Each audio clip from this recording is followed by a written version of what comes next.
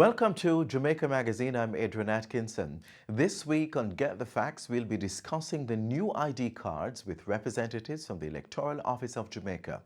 They will be telling us where to go to renew our cards. You don't want to miss a minute, so stay tuned.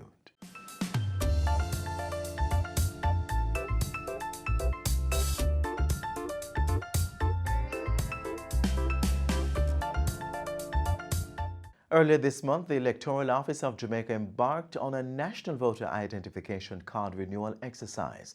Find out more about the process and the new cards which will be coming on stream in 2020 next.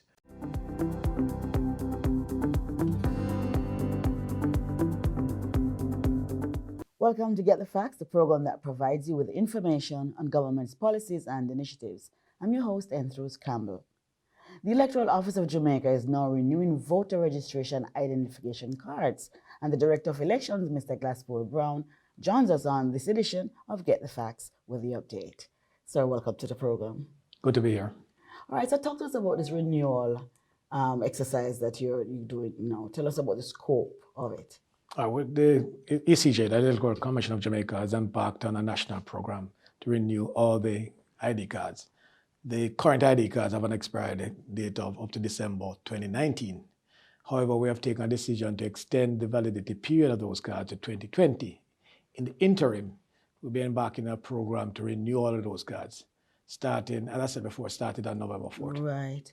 But not everyone has to physically go in to renew their cards. That's correct. Yes. Well, we're saying that the persons whose cards were issued between 2016 and 2019 currently do not need to visit or come in to renew their cards. What will happen is that we'll take the information that we have in the current database, and at the appropriate time, we'll print those cards, and then at that point, we'll advise them. The individuals whose cards were issued 2015 and before would have to visit one of our renewal sites or our constituency office to get their photographs retaken as part of the process. All right, tell us why some persons have to redo the photographs and others don't have to. A decision was taken that, given the fact that the data for the 2016 to current is fairly new, and therefore the features would not necessarily have changed. And therefore we took a decision that we'll use that data that we have and to renew those cards, and we'll automatically print those cards. When those are printed, we'll advise the electors. Yes.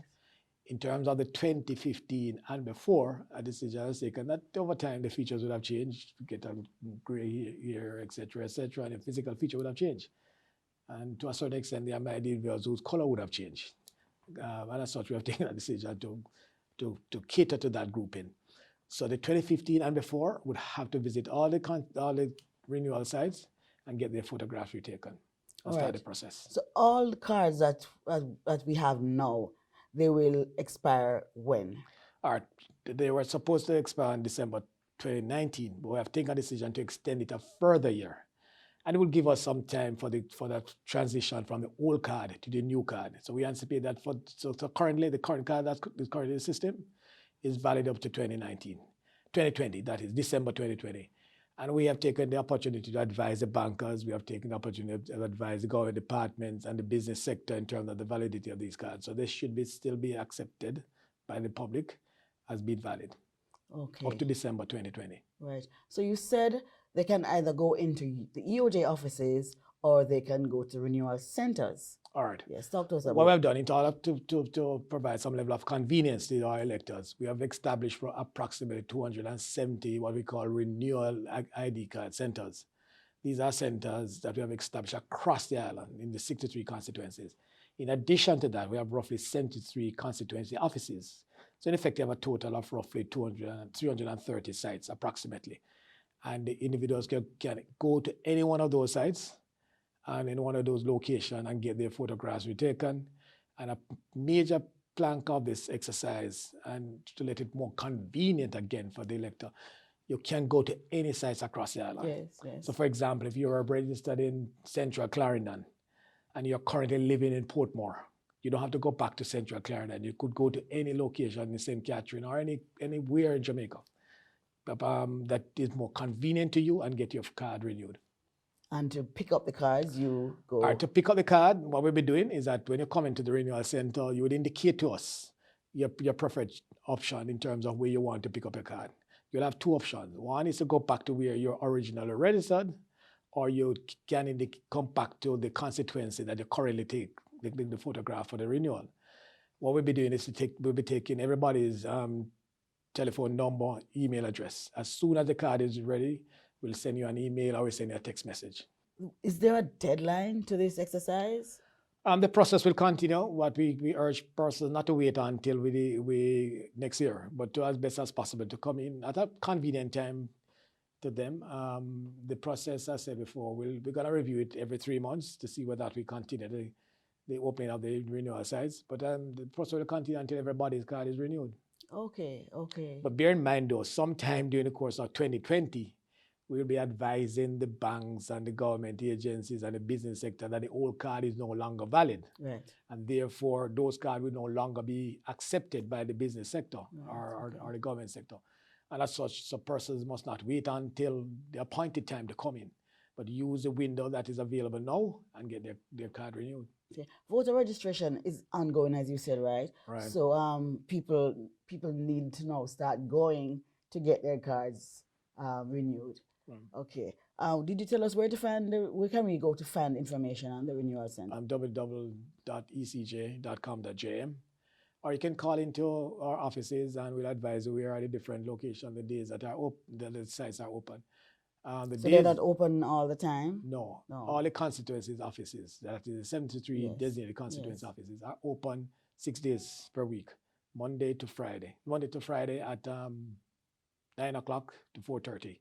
On a Saturday from 9 a.m. to 3 p.m. The designated renewal centers, they are open at different days. Those are open from 9 o'clock to 3:30 on a Monday to Friday, and on a Saturday, 9 a.m. to 3 p.m. Yes. How is exercise going so far? Fairly good. I think in the first week we had close to 45,000 persons that went to one of our sites across the island and got their card. They did the necessary information in terms of the necessary data. So that started the process. You spoke earlier about the EAC and the EOJ. Tell us what are the roles. All right, the ECJ is basically the commission. In effect, is one a better way of putting it is the board of the electoral office. And the electoral office is the operating arm of the ECJ. And therefore, it is our responsibility as EOJ, that is, to undertake whatever fieldwork that there needs to be done as it relates to manning of election, run of election, collecting of data, registering electors, etc., etc. What I need to remind you also about this exercise of card renewal is that it is free. There's no cost to it. I was coming to that. There's no cost to it. There's no cost. So, okay, what if someone wants to update their picture as we wrap this segment? If someone wants to change their picture because they don't like it. If there's a need for you, the individuals 2015 and before, all of those photographs will be changed. If you're in a batch from 2016 to 2019, you want to get a more modern, updated photograph, you can come to office and indicate to us that you want to do so, and we'll allow you. So we're talking about voter ID registration card, and we're going to come back with more information for you. So we take a break now.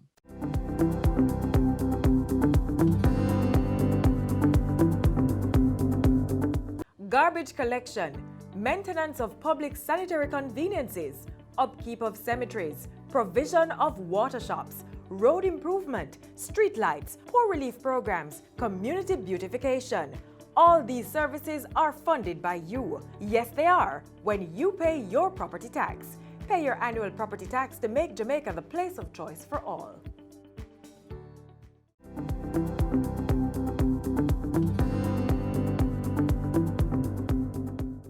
Welcome back to Get the Facts. We continue our discussions with Director of Elections, Glasspool Brown. Tell us, before we start this, there are some persons who can't come into the center at all, who are informed, probably live in infirmary or some of these places that they can't come. Is there any kind of, do you help in this? All right. We have a facility in place for the individuals who can't attend to one of our renewal sites. For example, the person who's infirm or who's sick. Right. All they need to do is to get in touch with the returning officer for the different constituencies, and the returning officer will make an arrangement to go and visit them wherever. Excellent. And capture the necessary data. Very good. So that facility is in place. Yes, and they move with the camera and so on. Move with the camera, everything. Excellent. All right. So this new card will have a lifespan of 10 years. The card's always on a lifespan of 10 10 years, years, yes? yeah. Right. But it has now increased security features. Talk to us about that. Right. These are improved cards. It will have a lifespan of 10 years, therefore it will be valid from 2020 to 2030. What will happen is that we have moved from the ordinary PVC-based card to what we call the modern polycarbonate. It will have a similar make of those of individuals who have a green card or a yes. Canadian registration card. They have that quality, and it's of the latest security feature. It'll have certain security features. It's tamper-proof. Yes. And that's something that you can take out a person's photograph and insert another person's photograph. It won't work. I said we have inbuilt within that card certain security features that I would not let it be known publicly, but we have that feature in there. So it's an upgraded card in terms of all the security features. And everything will be produced here in Jamaica? The card itself will be imported, but they will put in all the information, the photographs and the name, etc., we done locally by at the EOJ office. Right. Okay. Good. So well, let's move now to the dead removal exercise. The removal of electors who have died. How is that going? It's going fairly well. We embarked on a program earlier this year. The first phase was completed in April. We are now in what we call the confirmation phase. And the next list that will be published on the 30th of November will see a considerable amount of those dead electors being removed from the list. We anticipate that we're going to remove in excess of 70,000 persons from the list. Yes. Bear in mind our target, which should up to next year November, is to roughly to remove in excess of 200,000 persons. Yes. Please remind us of that process. How do we do that? My mother has been dead for how many years? What do I do to get her name removed from the voters list? Well, what you need to do is, so first we need to verify that the person is dead. And you can do so by conducting offices. And we have a process that we have in terms of interaction with stakeholders, RGD, wherever there is in terms of the information. So there's a verification process. After that, now it is our office staff, that is the ROs and the AROs, etc., who then seek to confirm to make sure that the person is dead, because we don't want to remove somebody from the list at the end of the election day, the person turns up and so it creates a problem. So there's a confirmation phase, and the confirmation phase includes getting the burial order, the death certificate, a program, etc., or some information from somebody who is in the know that the person has died. Yes. After we are satisfied that the person have actually died, then we go to the process of removing them from the list. And this is done twice per year. They will publish a list in May and November of each year. Okay. The persons who come out of your offices, though, to take these names, I happen to know that if they come, that they have set names from A to C, for example, they are not going to be taking the name for somebody whose name will start with a D. How can you deal with those issues? What we do, we basically, when they come out, they come more in terms of with data for a particular geographical area. Yes. So they will have all the names for the person in a particular geographical area. And therefore, we seek to get whatever information be it from relatives, be it from the community, etc., etc. If in the process we are advised that somebody who is not on the list have died, then there are certain things that the process will go through in terms of collecting that data, and then we continue the process of confirmation. Okay. Yeah, so it's a rigorous process in the sense that we want to ensure that whoever removed is actually that we are supposed to remove them from the list. Right. So the commission is this year celebrating 40 years. Tell us about any plans you have to celebrate this milestone. We are celebrating 40 years. The EHC was established in 1979, and therefore, it morphed itself in 2006 into the ECJ, and therefore we are celebrating. I would think we have a track record which we are very proud of. We are one of the most recognized electoral management body across the world in terms of our work. And as such, we'll be highlighting what we have achieved. We start a process I think in the second week in December with a church service. We're going to have a public forum, and the public forum is centered more so in terms of voter apathy. There's a problem in terms of persons somewhat reluctant to go out and exercise their Right. body. So we're looking at it. There will be a public forum to look at The those public forum, okay, yes. to look at that, to come up with recommendations, and hopefully we'll be able to implement some of those recommendations. At the same time, we're having a supplement out there which will be highlighting all our achievement over the last 40 years. Can you give us an update on some of the achievements quickly? So achievement, we have moved. If you remember what happened and what transpired in the 70s in terms of the political tension, we have certainly achieved in terms of the integrity of the system and acceptability of the system. If you remember in 2016, the current governing party only won by 1 seat. Yes. And it was fairly acceptable by the general public, accepted by the general public. We have achieved in terms of going to using greater use of biometrics in the process. Yes. We have moved in terms of greater use of technology in the process, et cetera, et cetera. Good job, good job. Okay, I know we've talked already about renewal, but persons listening or watching may believe that if they're not on the list, they can't come in to get an ID card. No, the process continues. Yes. If somebody who is not yet registered and want to get registered, Yes. the process continues. You can still go and visit your constituencies offices, and they'll carry you through the process. If you need to do, for example, and I will encourage persons who are currently on the list also, Yes. if they are now currently residing somewhere else and they want to transfer their vote to a new constituency, the opportunity is there for you to do so. Okay, thank you so very much, Mr. Brown, for sharing with us today on Get the Facts. Thank you. Good to be here. So this has been Get the Facts with our guest, Glassford Brown, Director of Elections at the Electoral Office of Jamaica. For information on the voter ID card renewal process, you may contact the Electoral Office of Jamaica at 876-922-0425-9 or toll free at 1-888-991-VOTE. That's 1-888-991-8683. You may also visit any EOJ office island-wide. Until next time, I'm Enthros Campbell. Take good care.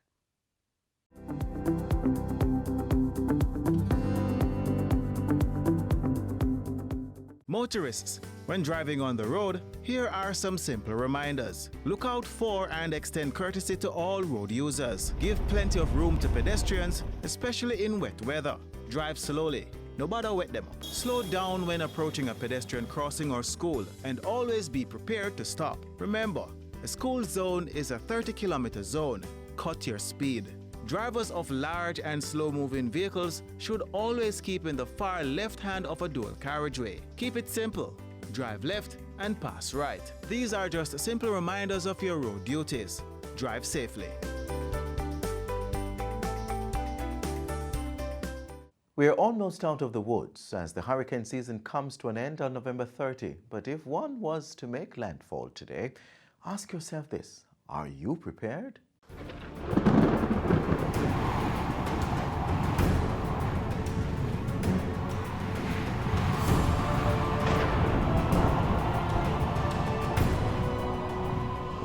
Jamaica's location in the Caribbean basin makes us vulnerable to the eventualities of the hurricane season. It is therefore critical that from June to November we always prepare for tropical cyclones.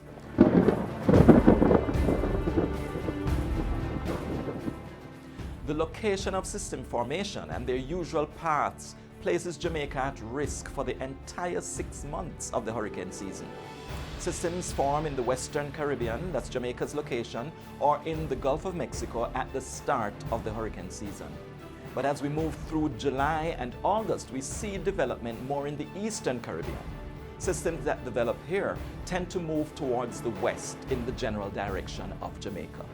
Then around September and October, we see systems developing more off the west coast of Africa or over the open waters of the tropical Atlantic Ocean.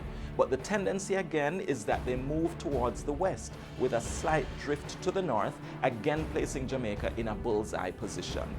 As we go into November, there is a shift to development in the Western Caribbean once again, sometimes in the southwestern region, but they move towards the north. Again, Jamaica is a target.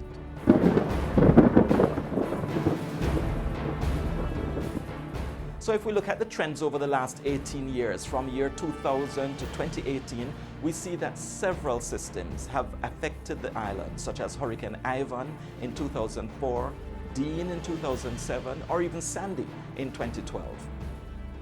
Many people say that Ivan only passed close to Jamaica. It never really hit us, but it was a direct hit. We came within the ambit of the most tremendous wind speeds that are associated with a tropical cyclone. The eye wall moved over the southern coastline. Dean in 2007 was another hit for us. The center of the system was off the south coast, but again we came within the eye wall of Dean as it moved along the south coast. And in 2012 we had that visitor from the south. This was Sandy, moving over the eastern part of the island, making its entry near Harborview and exiting around Port Antonio on the northeast coastline. It moved across the island as a Category 1 hurricane. We also had some systems that had unexpected but significant impact over the island. We had Wilma in 2005. This was one of the most powerful hurricanes ever formed. The system lingered in the early stage of development just off the southwest coast of Jamaica. We got 2 weeks of heavy rain, even though it did not move over the island. And then in 2008, you might remember Gustav. Gustav caused significant flooding and devastation as it moved across the country. And it was not even a hurricane, it was a tropical storm. Then there was Nicole back in 2010, which caused severe flooding even though it was not even named a tropical storm when the rains were pounding the island.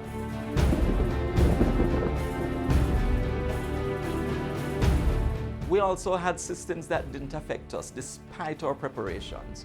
2 of the most memorable ones were Tropical Storm Earl and Hurricane Matthew, both of them occurring in 2017. If we look at especially Matthew, all the models were projecting a direct hit for Jamaica, but that is not what happened. Instead, it moved a little toward the east and it devastated Haiti. Some persons may use this as an excuse for not taking hurricane warnings seriously, but remember that despite the technology and the advances that are made in predicting the path of these systems, tropical cyclones are still somewhat unpredictable. It is always better to be prepared for systems that might hit, but don't, rather than be unprepared for one that hits us.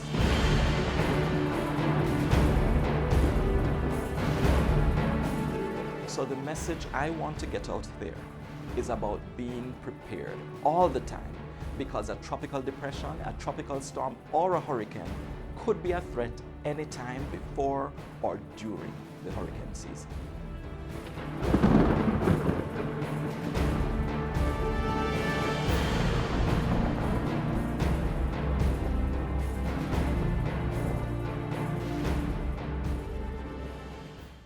Keep we island clean, so clean. From the peaks to the beach, so clean. No dirty up Jamaica, please don't do it. Keep we island clean, so clean. From the peaks to the beach, so clean. No dirty up Jamaica, please don't do it.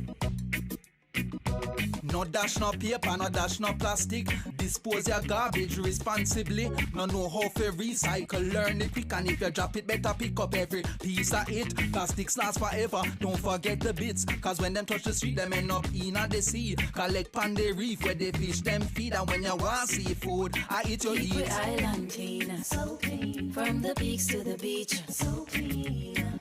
No dirty up Jamaica, please don't do it. No dirty up Jamaica, no dirty up Jamaica, no dirty up Jamaica, no dirty up Jamaica. If someone dies, did not leave a will, and you don't know what to do, visit the office of the Administrator General's Department. They are fully equipped to deal with such cases. Watch this.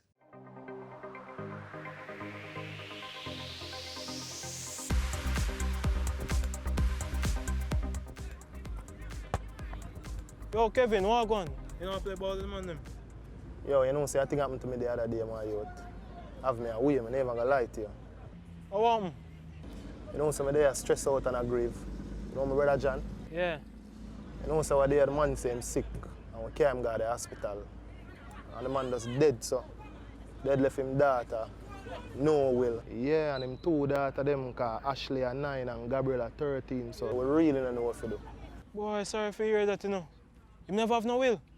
Yo, I just said that already, man. Man not left no will. If he left a will, would I know what to do. I really don't know what to do. So him never have house, car, bank account. Must at least NHT contribution. Yo, to tell you the truth, my brother very secretive. So I really don't know. I just know the fact say he's a teacher, and I know them pay him through the bank, so he would have a bank account. I know say him buy a house last year. The car where him have, I never know if I fee him. So I really don't know. That may say if him the left a will, would I really know where him have or what to do. But we really don't know what to do. No, I did hear upon the radio still Administrator General's Department deal with them matter there, you know. Administrator General's Department. What them do really? What them really do? A government office, man. Them, whenever people dead without will and them have kids under 18, them deal with the assets. So you say Administrator General's Department, them deal with them thing there? Push for the Administrator General's Department there. 12 Ocean Boulevard. Yeah, but I really like to go down there still and find out from them what them can do, because I tell us so we really don't know what to do. I tell you the truth. Follow them play some ball, man. Before they go down there tomorrow. Respect. That's right. If someone dies and did not leave a will, leaving children under the age of 18 years old and have assets such as property, bank accounts and motor vehicle, you must report the death of the person to the Administrator General's Department.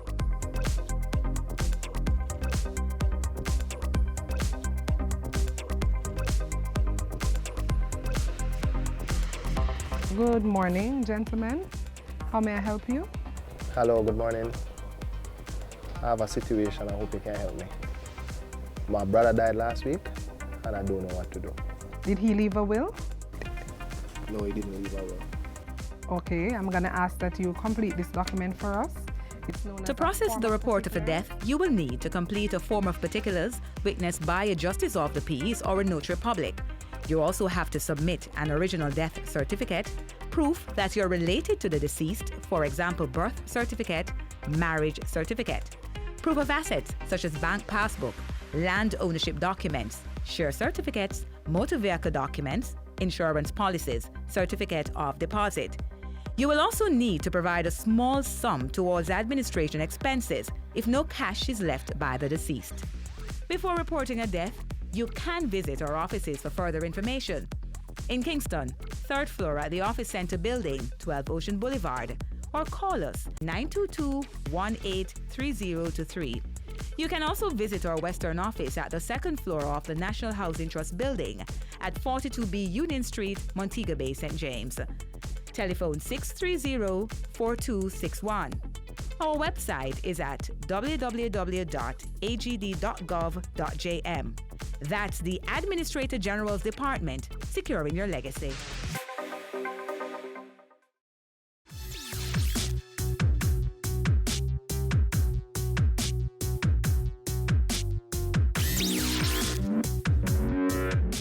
Eat Jamaican is a call to us all to eat and buy local so that together we can grow and build a Jamaica. Buying more, eating more and exporting more Jamaican value-added products will certainly have a positive impact on the economy. In 2018, the country's importation bill stood at just over $900 million, and we need your help to reduce this. This year marks the 16th anniversary of the Eat Jamaican campaign. To stage this year's month of activities in celebration, the Jamaica Agricultural Society is collaborating with the Ministry of Agriculture. Go out and support Buy Jamaican, Eat Jamaican as we do our part in helping to reduce the country's importation bill and make Jamaica the place of choice to live, work, raise families and do business.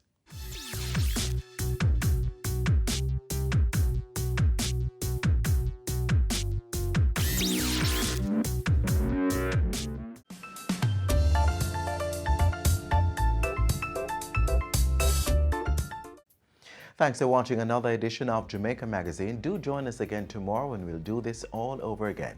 Send your feedback on today's show to jamaicamagazine@gis.gov.jm. Also, follow us on our social media pages. Download our app on your Apple and Android devices. And you can also visit our website at gis.gov.jm for more information. On behalf of the entire production crew, I'm Adrian Atkinson. Thanks for watching.